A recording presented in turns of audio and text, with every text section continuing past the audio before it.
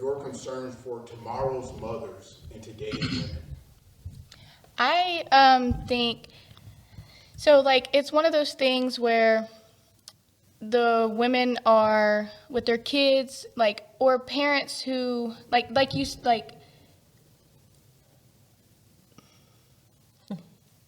our parents only did what they knew how. That's right. They did the best that they could, the best that they Yes. knew how. So we go off of that, and most parents, when they don't do as well with their kids, when they get grandkids, they try to make up for it. Yes. And it's one of those things. It's like how, in my eyes, how, like, I know you learned from that, Yes. but the way you did with me isn't the way you can do with my child, because I'm doing something different now. And most parents aren't looking forward to or willing to respect their kids enough to learn their parenting style. And I have this thing with my daughter now where she watches a lot of the phone, and she sneaks on regular YouTube, which I don't like. Yes. And like, if I get onto her and I discipline her, she now starts to say, "Oh, well, you don't love me." So I have to sit her down, and I'm like, it's not that I don't love you. It's that I do love you. That's right. And that's why I'm doing it. And most parents don't want to spend time with their kids, so they throw them on the phone or on the tablet. And they're like, here, just do this. I have things to do. You actually have to spend time with your kids. The time is the most important. Yeah. And like, Some if can't your get kids, your kids realize that, they notice that, and it's. I feel like that's the problem in most parents today, because the phone is taking over. And you know, that's one of the things that kids want. You can give them everything that they ask for, but if you don't give them that time, that is one thing you cannot get back. Right. And it's so important to spend time with your kids. Now, you're speaking about as being your mom being a granddaughter and how, you know, different things you do. So with our grandkids, that's what I hear our kids say, well, the way you do with them, you didn't do. But it's not to where I step over my boundaries with our sons, with their kids, because I'm not gonna be to where if the dads say the kids can't do something, and then they come to me and I say, okay. No, I always check with them and say, is it okay that I do this, or is it okay that I do that? Because I don't want to step my boundaries. As being a mother, I have been grandparents. My husband and I, we stay, you know, in our place with them. We love them, but we don't go over anything that our sons says for their kids, what they can do and what they can't do. And that's how you keep things flowing together with your kids when that happens. Yeah, and their programming, I mean, if you really look at today, I mean, their program, I mean, pretty much out of the womb. Yeah, You know? yeah. And the parents gotta pay attention to this. And I'm not just talking about godly parents, I'm talking about every parent. Right. You know, these kids are being programmed by today's technology. And if you don't like that, if you don't want your child growing up and talking back to you, because what you sitting up there letting them watch, you know, and they getting the same attitude and stuff like that, you know, and you can't tell me what to do. And if you hit me, I'm calling CPS. They're being programmed. You know, so for you to unprogram, like Pastor Pat said, spend some time with them. Yeah. Take the phone and tablet away. Yeah. Have that personal one-on-one time. You know, because if you don't, then they're just going to continue to be programmed, and they're going to run your house. Only thing you're going to be doing is going out working, but they run the house. Yeah. And it's about building that relationship. You know, like we talk all the time about building that relationship with Jesus and just spending one-on-one time with him. It's the same with any other relationship. And I think that sometimes, you know, like us as parents, we don't see our kids as people sometimes. Sometimes we're like, oh, those are my kids. But like if you actually sit down and think about it, it's like those are little people with their personalities, with their characters, you know, and like you have to learn how they are. And I only have one, but it's also just like my mom has told me before, it's like you have to get to know each child, and you can't talk to one the way you talk to the other. One understands things that the other one doesn't. And how are you going to know any of that if you don't have that relationship? You know, and it's not about getting up to, oh, he's 18, now he has to get out. Like, now he has to live his life. Like, you know what? I did the best I could, which in reality, like, now it's the phone raised you greatly, like, now go out and do whatever. But that's not how it is. And, like, we still have to have that responsibility over our kids. Like, and my mom, even now, like, she helps me. I'm almost 30, but she's still helping me, and it's because we do have that relationship. And it's very sad when you see, like, the kids grow up and then they're like, oh, I haven't talked to my mom. I don't know where she's at. Like, that's not how it's supposed to be. No, and us, like, in the, the Latina, like, we have very close-knit families. So it's multi-generations inside of the same home. And that's just how we are, And so, like, we do grow up with our grandparents. We do get to know them. And then our siblings. We get to know our uncles and stuff like that. And, like, I think that's just very beautiful. Yeah. It also, you see how, like, the generations have changed, but you also have that influence. And it's very important to go back to what you were saying, like, not as grandparents, not overstepping, what the parents are trying to do. Exactly. And that's just, it's a big thing, and it's all about communication. Definitely. Definitely. And, talking about parents not spending so much time with kids, because, I'm sure we've all seen it where we see the videos where a kid comes in and maybe perhaps wants to talk to I'll just say I had seen a movie, but where a kid wanted to come in and talk to the mom. They're like, go to the room, go do your, whatever. They were too busy doing their own thing. And sometimes it's the parents that are on the phones as well. So it's easy to put you on the phone. It's easy to put you on social media, which is really the worst thing.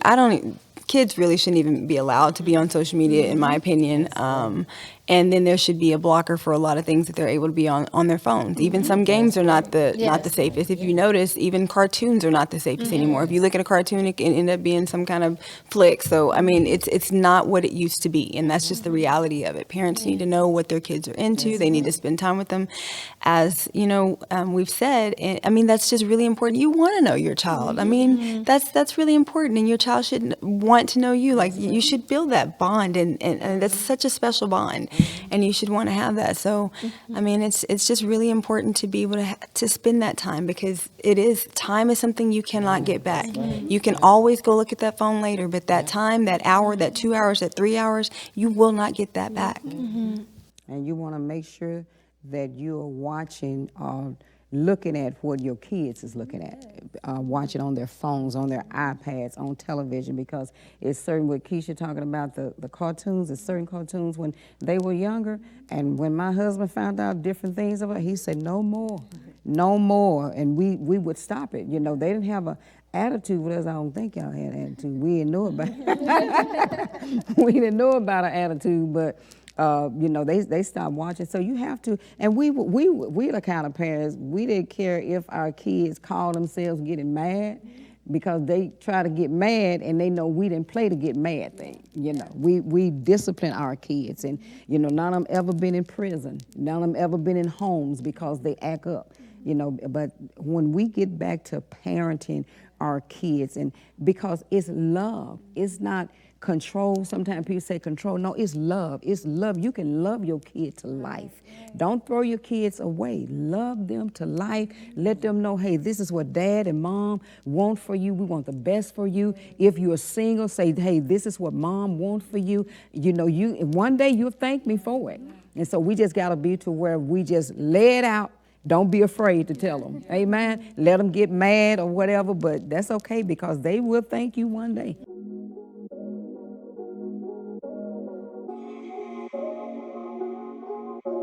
I am Pastor Pat, your host, and welcome to Faith Clinic Bible Study, those of you that are on YouTube and Facebook. And we know that if we have that confidence in what we're asking God for and have confidence in God, you're going to walk confidently knowing that God's got it. God already said it. All I have to do is act upon it. Not only do you have to talk out your faith, so you have to talk to that situation, you have to speak over that situation, you have to actually walk it out as if the problem is already solved. You can't talk the faith, talk without having the walk. God wants us to not just know the word, but to live and to act on what he has taught us. God has given us the measure. Each believer has the measure of faith. God is doing things in your life. You probably can't see it right now, but he's working behind the scene for you. He's undercover. He's doing some other undercover work for you. So just get ready, position yourself.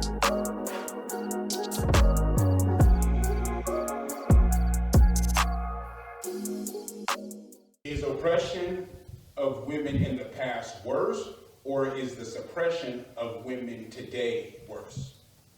Ooh, that one's kind of hard. I mean, there was some bad situation in the past of women being suppressed, because women in public, I mean, you couldn't speak, Yes.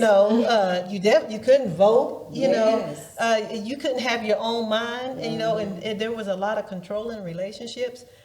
But today, women are more outspoken, but at the same time, with everything that's going on in the world, women are being cheated out of their womanhood. So I don't know if it's on the same scale, but it's not good even now. I mean, I'm glad that we are able to vote now. Yes, we can think for ourselves, which we could then. It's just that the situation was, we're more educated and everything, so that's good. But there's a lot coming against women today. Yeah. That's why it's very important for women to stand together.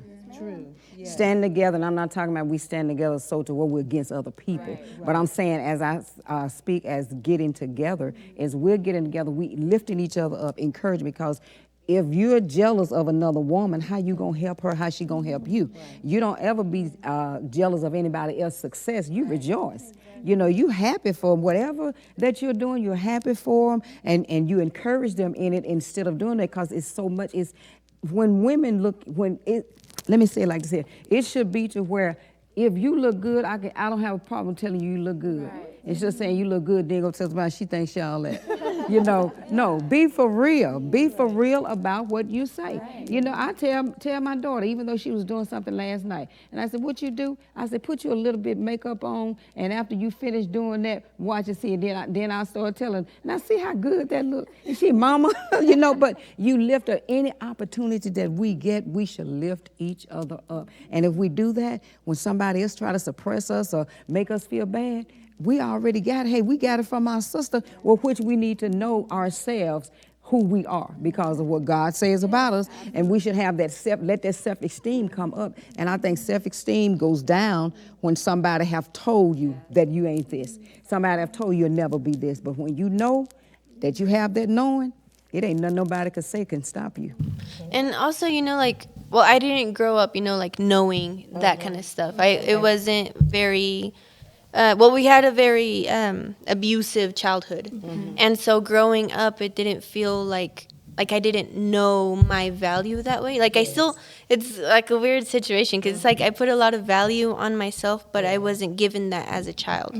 And so now I'm a grown up now, I'm starting to learn who I'm supposed to be, who God says that I am, and really start I guess growing blooming in that, and it's it's never too late to realize these things, right. If you're open to listening and hearing, just because you grew up one way doesn't mean you have to stay there, which goes back to how we were talking earlier. You were saying like when you begin to blossom in that, that's a good thing. And no matter what nobody say, now you got that value, and you're going to be like, hey, I don't care what you say because I'm on my way now.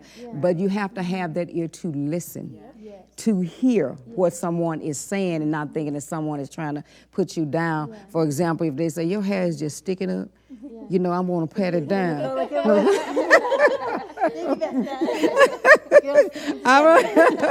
I want to make sure that okay, well, thank you, because why? You have my back. I'll just say it like that. Don't be the way your braids is falling out and I don't say nothing. I'm just laughing about it. We want to be where we lift each other up. Thank you for letting us come into your home, and I encourage you to watch it as many times as you desire to, and also let someone else know. Thank you again for tuning in to Unfiltered Tea with Lady P. See you next time. Have a blessed rest of your day. Stay connected know God got your back.